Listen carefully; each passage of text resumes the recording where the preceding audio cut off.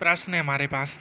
एक कार निर्धारित समय से 60 मिनट पहले चलती है, लेकिन 280 किलोमीटर दूरी अपने गंतव्य तक सामान्य समय पर पहुंचने के लिए उसे अपनी सामान्य गति को 14 किलोमीटर प्रति घंटा कम करना पड़ता है। कार की सामान्य गति कितनी है? ये रहे आपके ऑप्शंस। अभी इसे कैसे हल करेंगे, तो आइए समझते हैं। तो प्रश्न क्या कह रहा है? प्रश्न कह रहा है कि वो 280 किलोमीटर की दूरी तय करता है। ठीक है, जब वो 280 किलोमीटर की दूरी तय करता है तो वो s किलोमीटर प्रति घंटा की स्पीड चलता है। क्योंकि स्पीड हमें दी नहीं है तो उसको हम मान लेंगे। ठीक है, तो कितना माना? s किलोमीटर प्रति घंटा। ठीक है, तो वो t समय में यहाँ पहुँच जाता है। ठीक, लेकिन प्रश्न कहता है जब वो 60 मिनट पहले चलता है, मतलब 1 घंटा जब वो पहले चलता है, ठीक है, तब भी वह क्या t समय में पहुँच जाता है। तो t समय में पहुँचने के लिए उसे क्या करना पड़ेगा? उसे अपनी स्पीड कहीं ना कहीं कम करनी पड़ेगी, या फिर अगर वो सेम स्पीड में चलेगा तो उसे 1 घंटा ज़्यादा लगेगा। लेकिन प्रश्न कहता है कि वो समान समय पे पहुंचता है, तो उसे क्या स्पीड कम करनी पड़ेगी। तो सेम प्रश्न में कहा उसने कितना? 14 किलोमीटर प्रति घंटा कम किया। ठीक है, तो जो नई स्पीड होगी हमारे पास कितनी हो जाएगी? s माइनस में 14। ठीक है, सामान्य स्पीड हमारे पास है s, और जो घटी हुई स्पीड है वो कितनी है? s माइनस में 14। ठीक है, ठीक है, अब क्या करेंगे?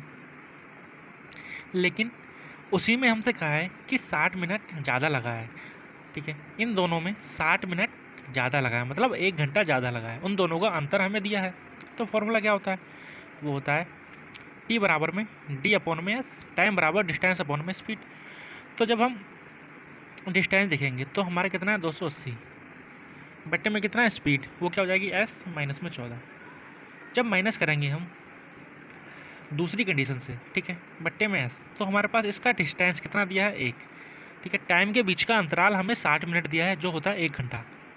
ठीक है, अब इसको सॉल्व कर लेंगे तो हमारे पास कितना आ जाएगा?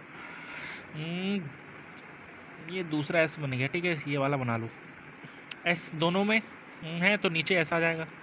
ठीक है, जब नीचे दोनों के पदों में s हो जाए तो ऊपर जाके कैंसिल हो जाता है। ठीक है, तो उनकी मल्टीप्लाई नहीं करूँगा मैं, तो यहाँ से हो जाएगा s माइनस में 14। ठीक है, एलसीएम आ गया, और ऊपर हो जाएगा हमारे पास 14 मल्टीप्लाई में 280। ठीक, और बराबर में कितना है? 1। ठीक, यहाँ से वैल्यू आएगी हमारे पास s का स्क्वायर माइनस में 14x। ठीक है, बराबर में कितना आएगा? इनकी मल्टीप्लाई कर लेंगे, इनकी मल्टीप्लाई, या फिर रहने दो, मल्टीप्लाई रहने दो इनकी। ठीक है, 14 इंटू में 280, क्योंकि हमें बाद में इसको तोड़ना ही पड़ेगा, क्योंकि हमारे पास द्विघात समीकरण बन रही है। ठीक है, तो यहाँ से हो जाएगा s स्क्वायर माइनस में 14s, और इसको इस साइड ले आएंगे तो माइनस में 14 इंटू में 28 जीरो, और बराबर में 0। ठीक है, ये हमारे पास द्विघाती समीकरण, ठीक है, इक्वेशन बन गई। अब इसको कैसे सॉल्व करेंगे?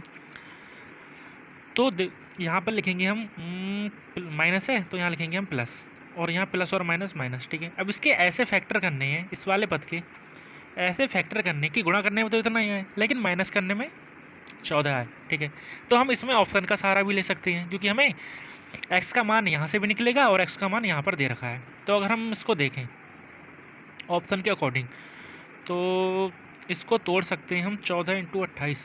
ठीक है, 60 तो 70 इंटू, ठीक है, ये टूट रहा है 70 इंटू में 56 में। मेरे को कैसे पता चला? यहाँ से मैं 0 उस साइड ले गया, 2 उस साइड ले गया। ठीक है, इन दोनों को मैंने कैलकुलेट किया एक दूसरे से। ठीक है, 2 उस साइड ले गया, 28 दूनी 56, और 0 उस साइड ले आया 70, तो ये इसमें टूट जा रहा है। ठीक है, तो 2 फैक्टर क्या आएंगे हमारे पास? 70 और कितना? 56। लेकिन ये तो प्लस में है और ये माइनस में है। ठीक, तो कार की जो सामान्य गति होगी, स्पीड होगी, तो माइनस में तो होगी नहीं, वो तो जाहिर सी बात है। ठीक है, तो हमारा आंसर क्या होगा? ऑप्शन नंबर सेकेंड, 70 किलोमीटर प्रति घंटा। ठीक है, समझ में आया? धन्यवाद।